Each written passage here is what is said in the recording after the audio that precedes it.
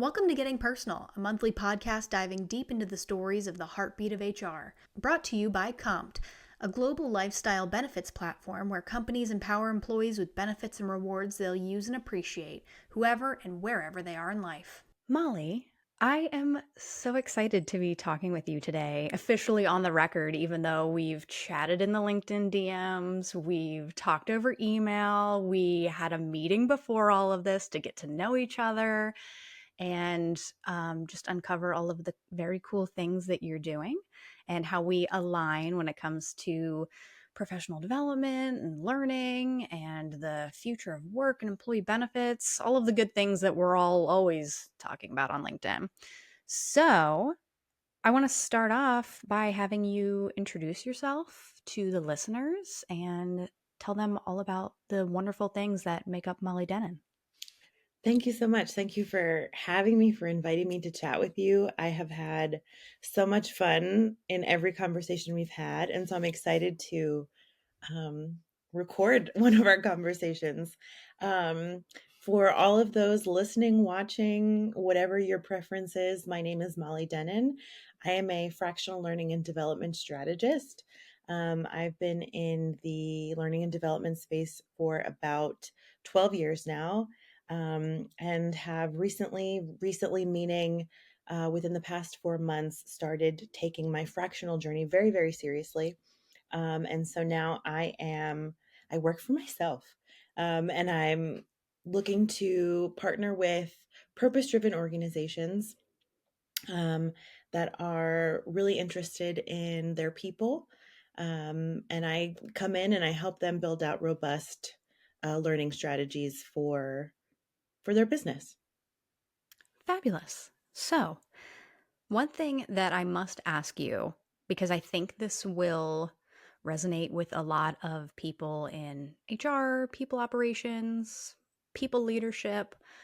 How do you get into learning and development? Like, what sparked your interest? Because there are so many people who, I mean, when you're a kid in elementary school, you're like, I want to grow up and be a firefighter. And then you go to college and maybe you learn HR, but it's not necessarily um maybe a dream job or a traditional career path. So is there a moment where you were like, "Ooh, this is what I'm going to do?"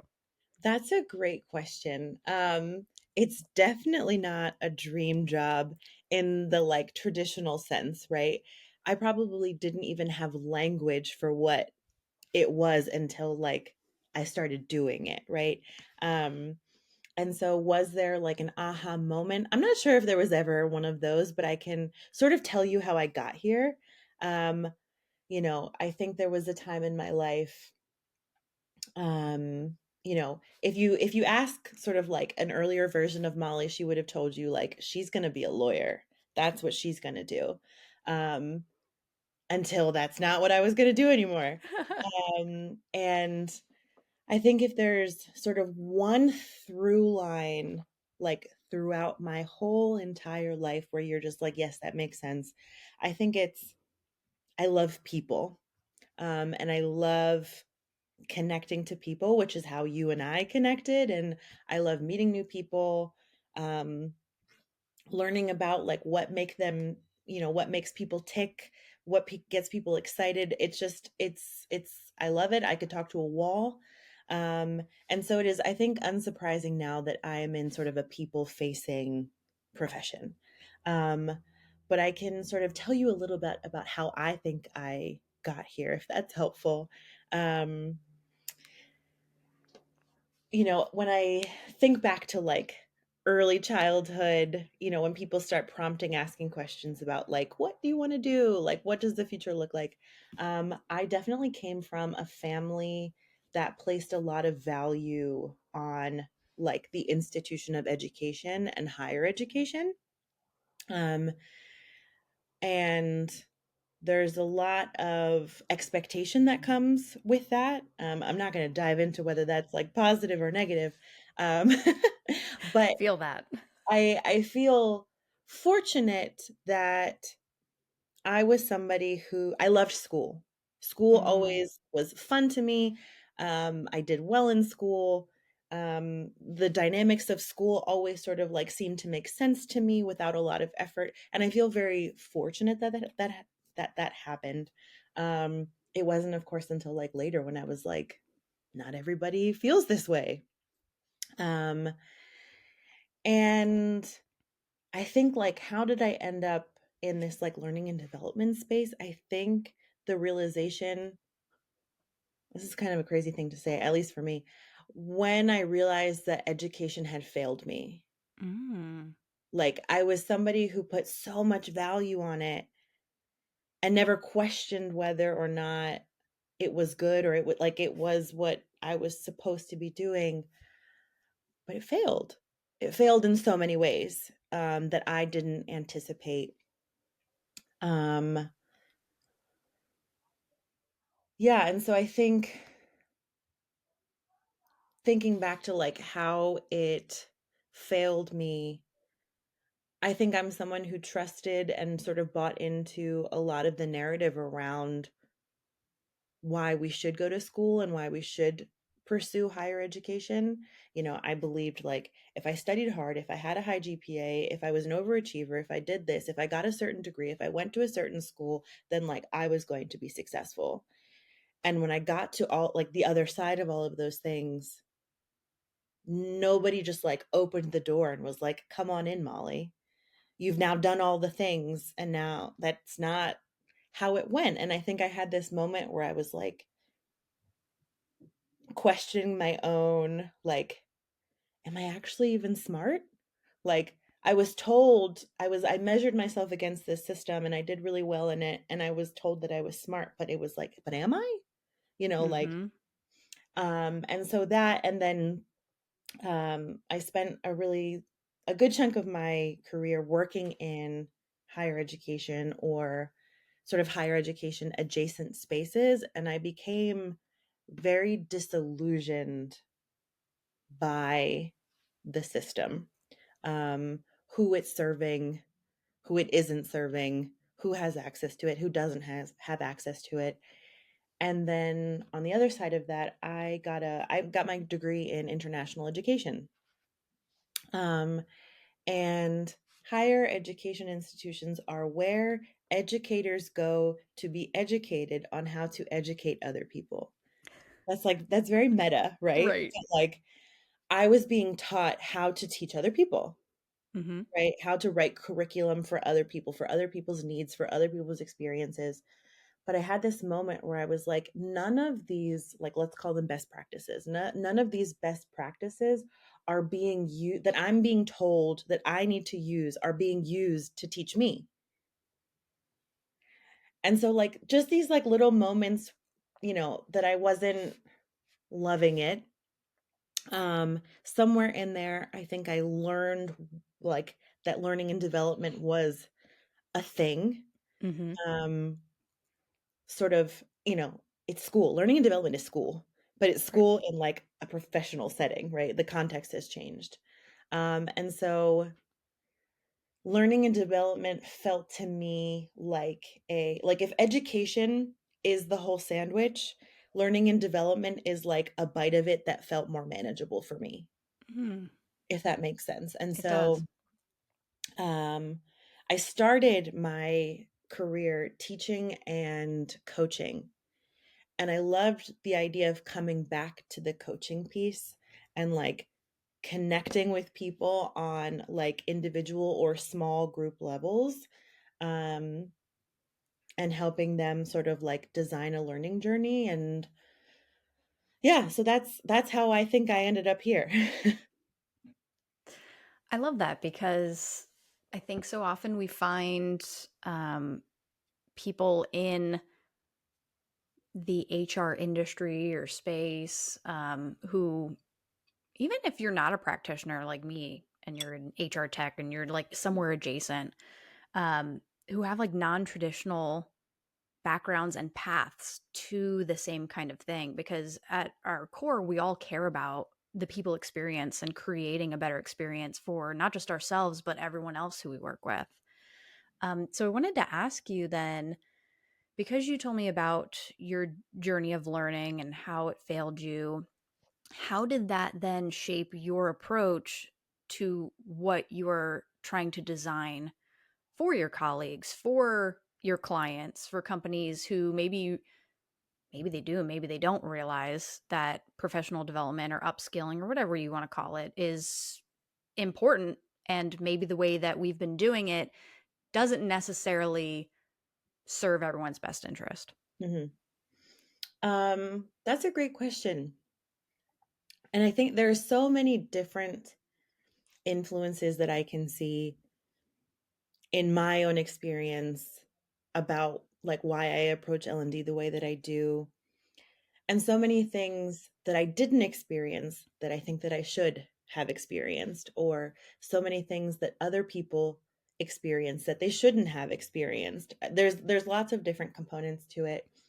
Um, but if I had to pick sort of like one big one, um, I think it would be sort of the importance of individuals in our learning journeys. Meaning when I look back on my experience, both positive and negative, it usually comes down for me to individuals, individual teachers, individual coaches, individual counselors who I either had a positive or negative experience with. And I think about that because, and this is something that I know that you and I have sort of interacted on, is this idea around the importance of managers and how managers can make or break the experience. Yeah. And this idea of manager discretion, right? And how manager, you have a great manager who holds space for your humanity and, gives you that extra time off or takes some things off your plate. But then in the same organization and on a completely different team, you have managers who don't make that space. And so you have two people in the same organization who are living wholly different experiences. Um, and so, like, I'll share a little fun anecdote. Um, when I was in high school, I had a teacher who was incredibly demanding and rigid. Mm. And I'm very grateful for a lot of the things that he taught me. He definitely, I think, pushed me in ways that I wasn't going to push myself. But there's one moment that sticks out more than the others. I was an athlete growing up, and the week before senior year started, um, during a soccer game, I was slide tackled and I tore my ACL. So I had to get knee surgery within the first month of senior year. Oh I was gonna gosh. miss a week of school. I told all of my teachers. All of my teachers were, like, more than understanding. "Take the time you need. We will be here when you get back," except this one teacher. And he essentially berated me in front of my friends and peers and told me that I had my priorities completely, like, misalignment. I was gonna reap the consequences of this decision. It was I was Does this 17. guy realize that it's high school? I was 17, it was crazy. Um, and so I just think about that experience and how I approach L&D, and I want that to not happen to people. And I want people to have I want organizations to do better, right? Like, I want organizations to take learning seriously and take their people seriously and do the things they need to do to set people up for success, right? That's like the ideal scenario.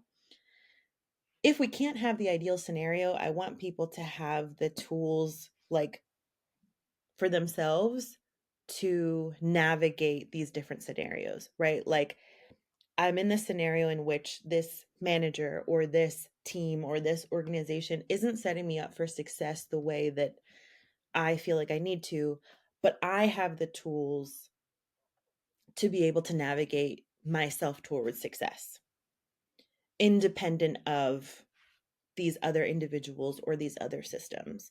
And so that's not like the only defining way that I approach L&D, but I think it's one that definitely sticks out.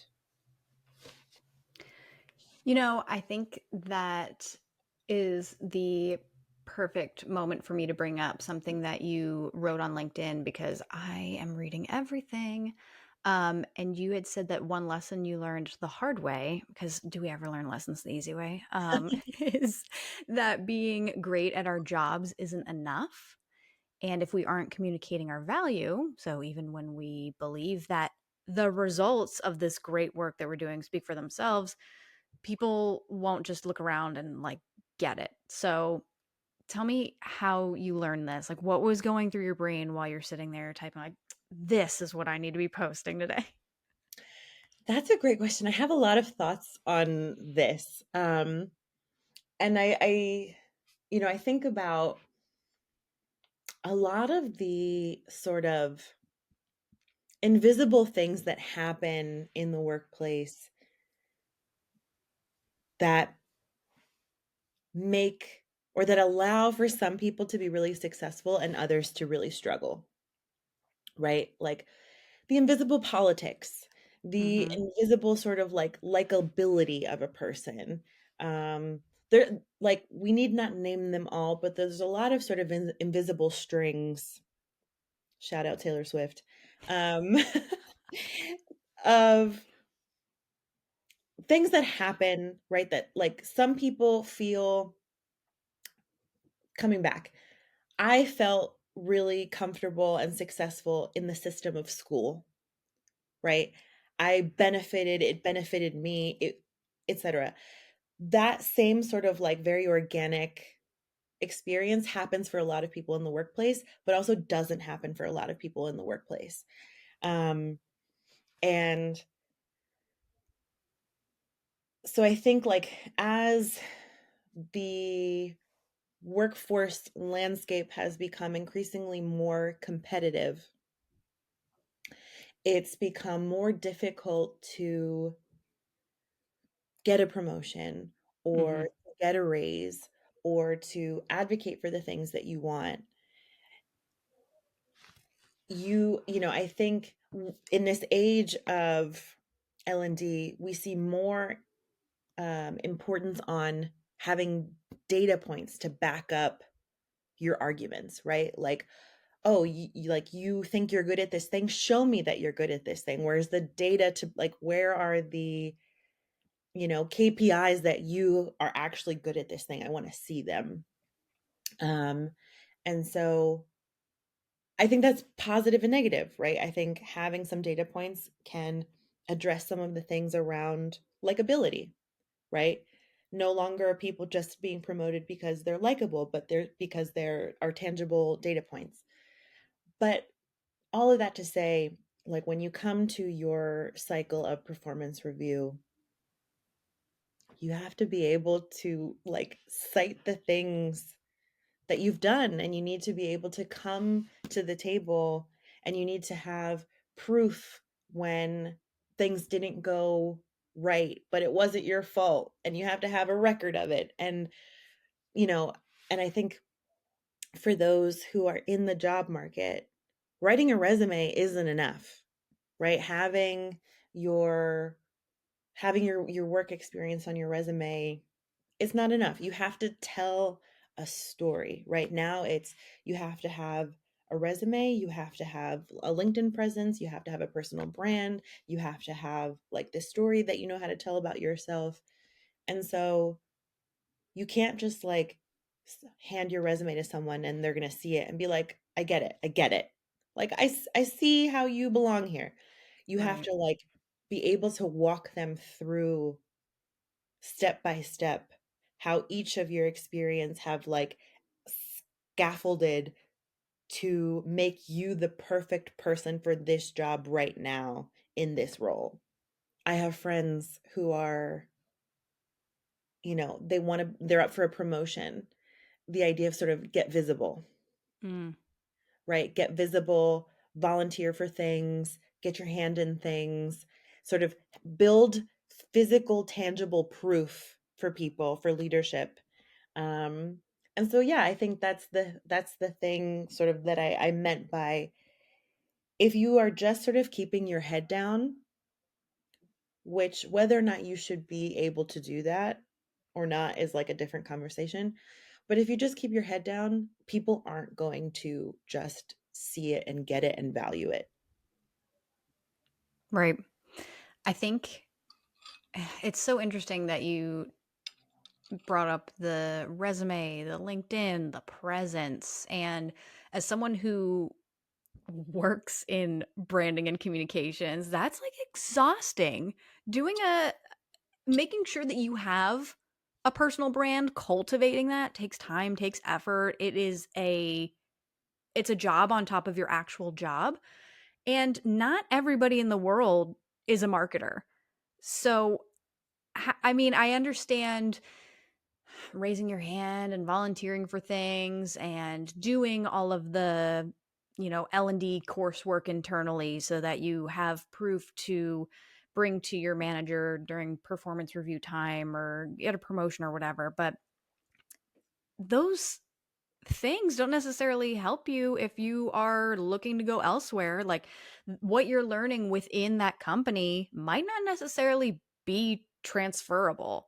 So now you have to cultivate, like, well, who am I outside of just this role so that I'm attractive anywhere else in case I want to go somewhere else. Maybe I've hit my limit of how far I can upskill within this organization, so I have to go somewhere else. But, is what's on my resume transferable? Are the things I'm writing on LinkedIn interesting enough to an employer who may or may not even see those things?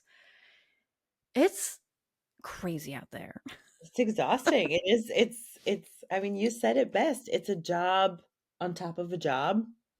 Um, Sort of doing the actual thing, right? Spending the time doing the thing that you're doing, and then spending more time reflecting on why you did it, how you did it, the value that it added, and then also giving the context to, like you said, paint the story for other people to see how this fits into your sort of like web of experiences that come together and like make this beautiful quilt that is Lauren Schneider, right?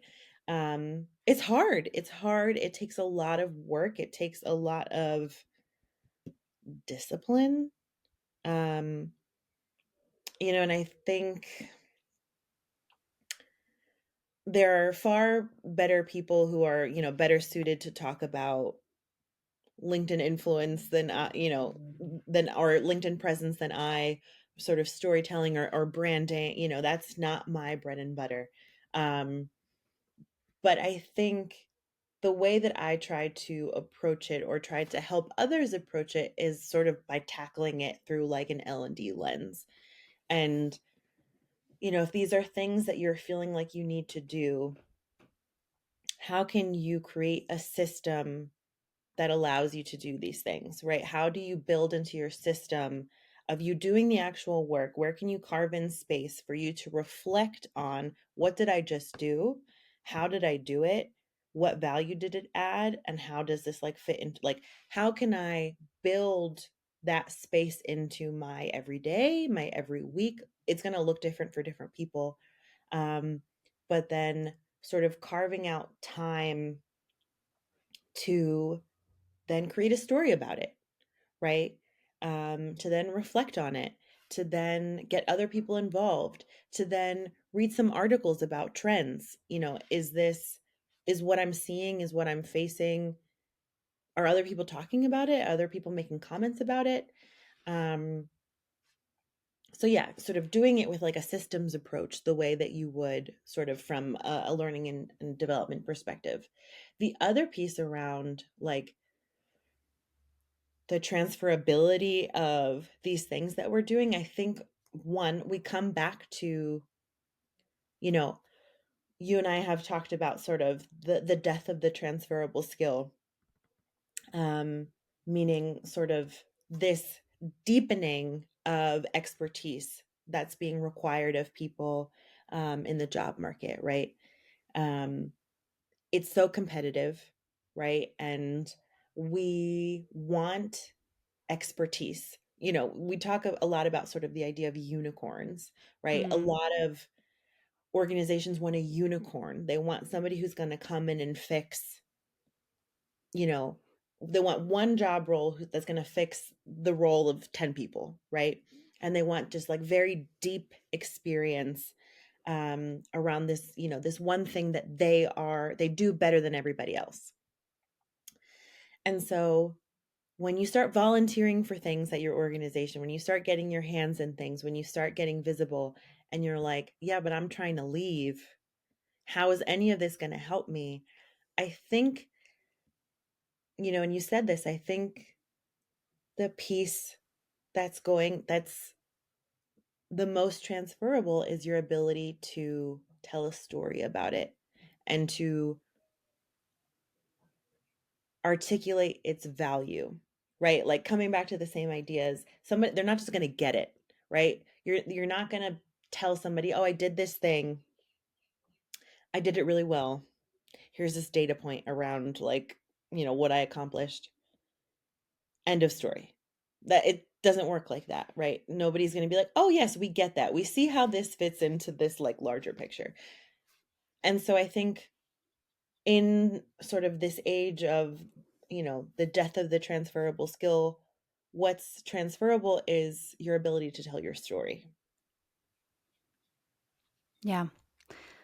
I am sitting here, and as you're talking, I am brought back to the case I was trying to make for myself, leaving news and transitioning into like PR, social marketing.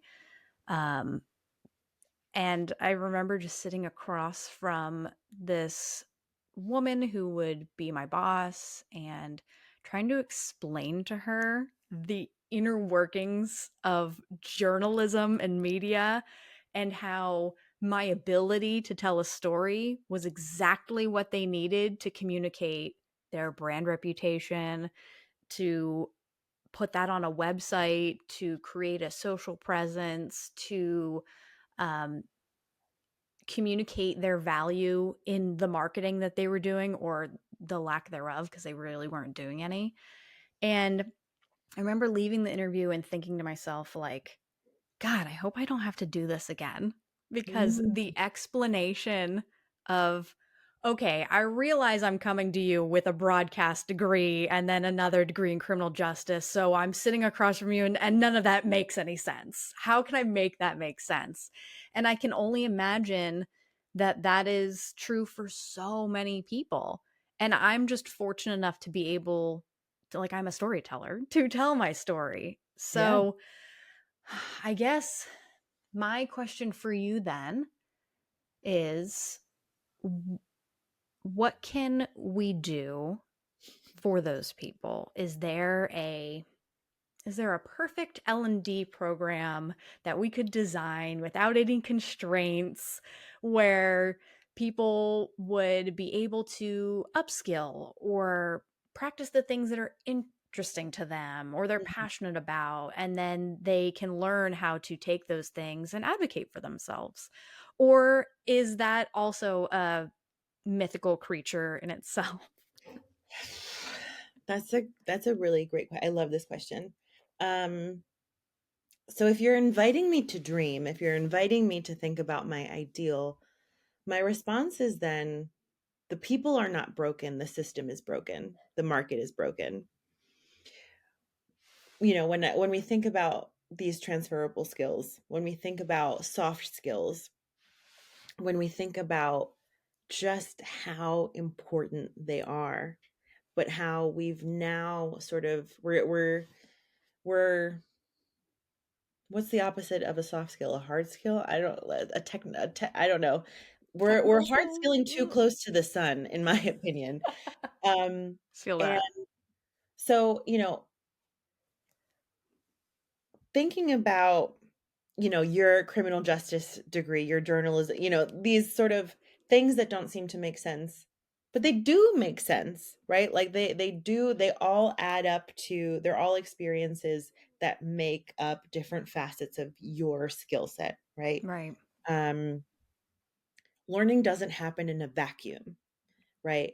Experiences don't happen in a vacuum, right? We talk a lot about sort of intersectionality, especially in when we talk about identity, right? But intersectionality is also something that applies to learning experiences and lived experiences. You don't live them, you don't have one learning experience that lives in isolation from all of the others that came before or after it, Right. right? Um, you know, I am a millennial. I grew up in a time when, when I was thinking about going to college and I had to talk to my, guidance counselors and all of the people, who were supposed to help me make that decision. Um, you know, I'm happy to hear other people's experiences, but I was guided like if you aren't 100% sure that you want to be an architect or you want to be an engineer or you want to be, something that has like a terminal degree, then you should be studying something within the realm of liberal arts, right? Because within that education, you get these transferable skills. You get critical thinking, you get analysis, you get problem solving, you get, navigating ambiguity, you get all of these sort of really transferable skills that we are sort of discouraging people from honing. Mm.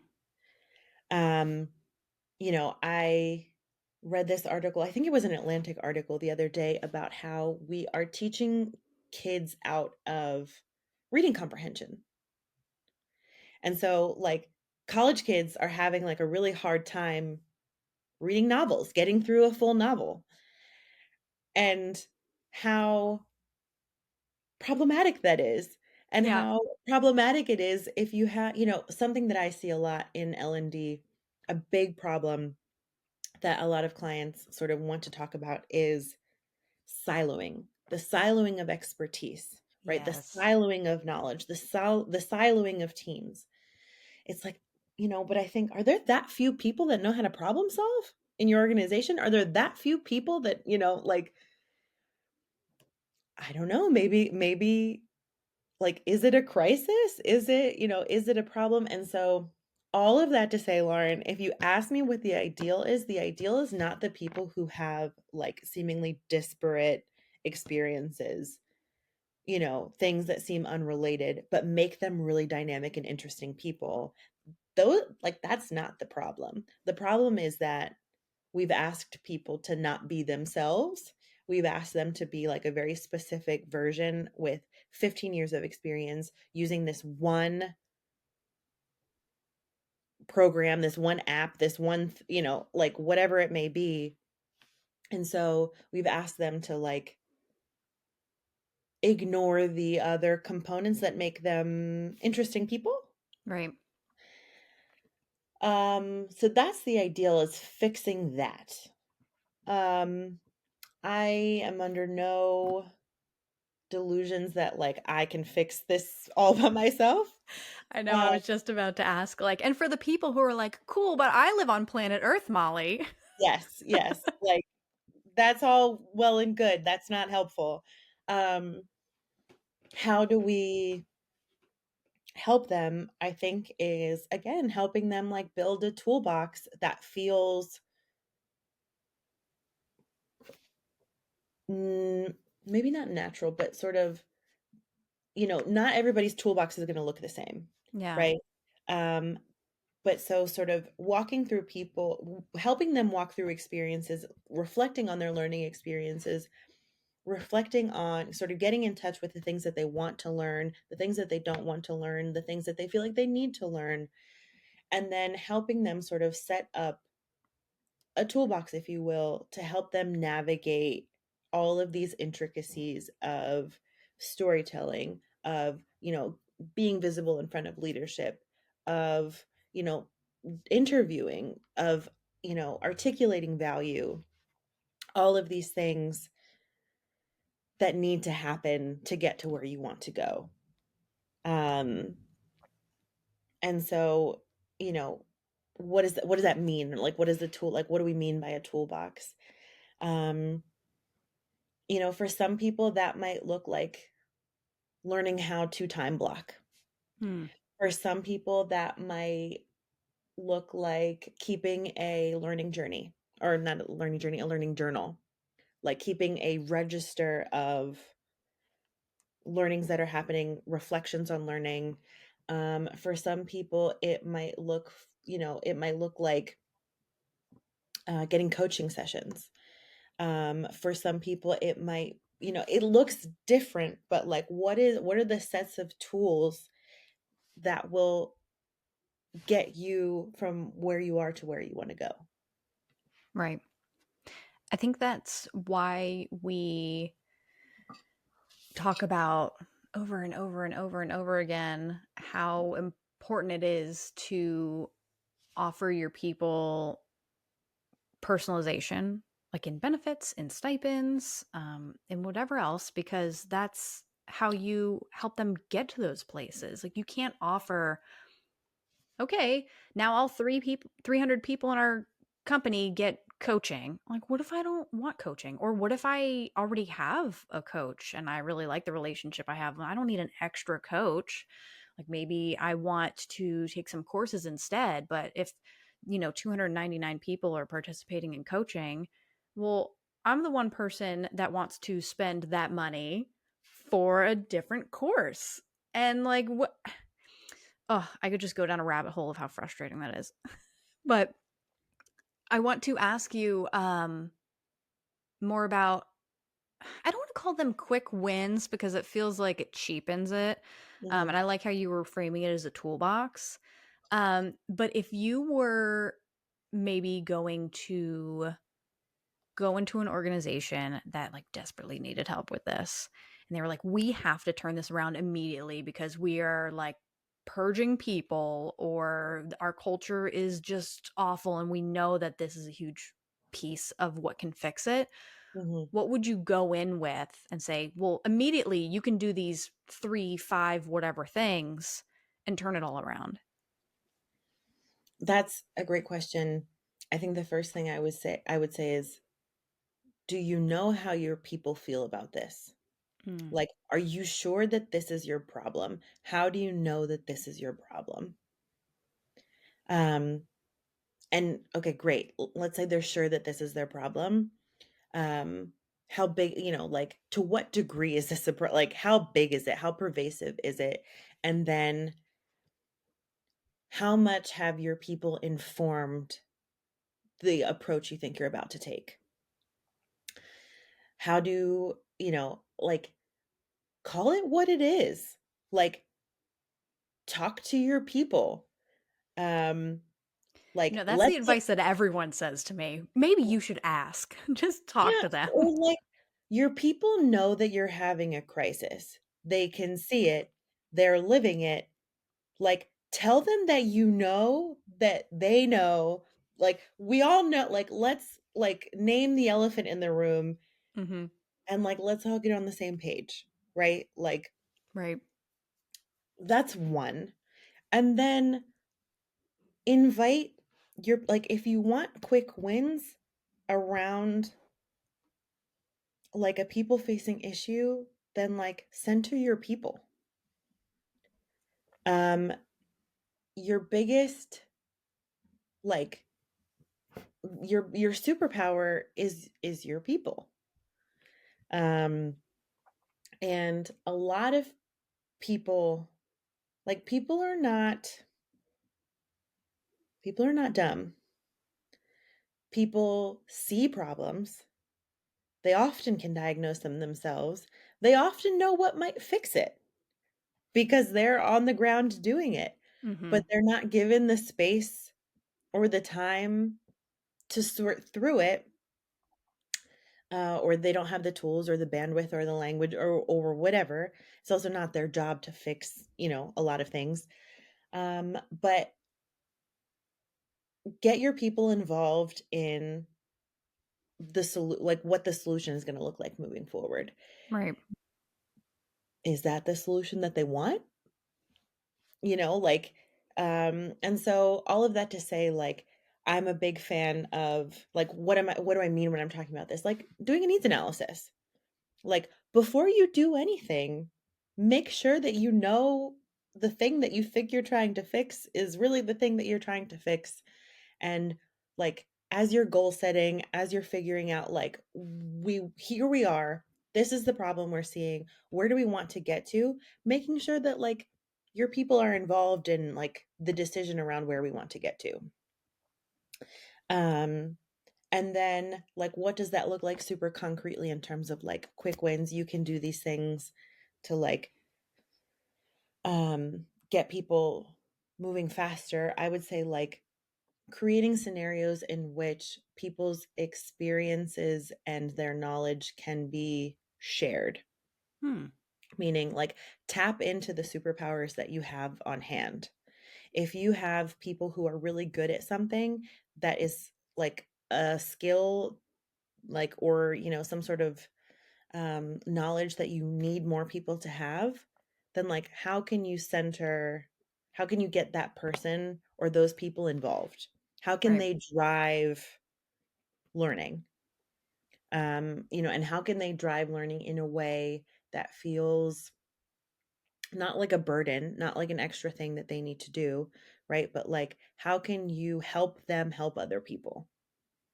Um, and so that's, I think, what I would say I would start with. Um, yeah, just like tap into the like the powers that you already have instead of trying to bring something in. Um, Bringing something in is sometimes the answer. It's not that that's not an answer, but I would say that's not what I would do first. Last question for you, and possibly the most loaded question because, like, Ooh, why not? Looking back on your journey in L&D, what would you tell your younger self if you could? what a question. It is the most loaded question, isn't it? Yes. Mm. Um, that's a great question. And it's like the most cliche thing you've ever heard in your whole life, but I think it makes a lot of sense for everything that we've been talking about. And it's not only what I would tell my younger self, it's what I would tell a lot of people who like are struggling to tell their story and to, you know, a lot of sort of the different people we've talked about. Um, it's like, it's almost cringy. Like, be yourself. I know that like that's I mean the most cliche and it's so much easier said than done. But what I mean by that is don't shy away from what might feel like to somebody else disparate experiences or disjointed learnings or like a random set of skills. That's what makes you unique. That's like the filter through which you understand the world, and that's your superpower and what you bring to the table. Um like being well-rounded is that's not a bad thing, you know? And so I would say like in this like being yourself is if we're trying to help people tap into like their ability to tell a story, if you know their ability to weave a web, um you know, and think about like their presence and their personal branding and all of these things, then like you have to like show up as your authentic self because ultimately like that's the thing that's going to get you through the door, um or not. um and so yeah, I think that's what I would say to my younger self, sort of like you in a world where we have a lot of things that we should do or a lot of things that we should be or aspire to do and aspire to be, um you are not like a two-page bulleted resume. There's like a story there. um and so yeah, I would say like be yourself and figure out, like, think about the questions like, why do I do the things that I do? Like, how did I end up here? Um, and what are like the valuable things that I learned along the way that are valuable to other people or other organizations? Listen, I know that you think it's cringy, but I think it's great advice because it's advice that other people have told me, I've told myself, like my whole life. I'm like, oh, just be yourself. What does But that I even don't think, mean?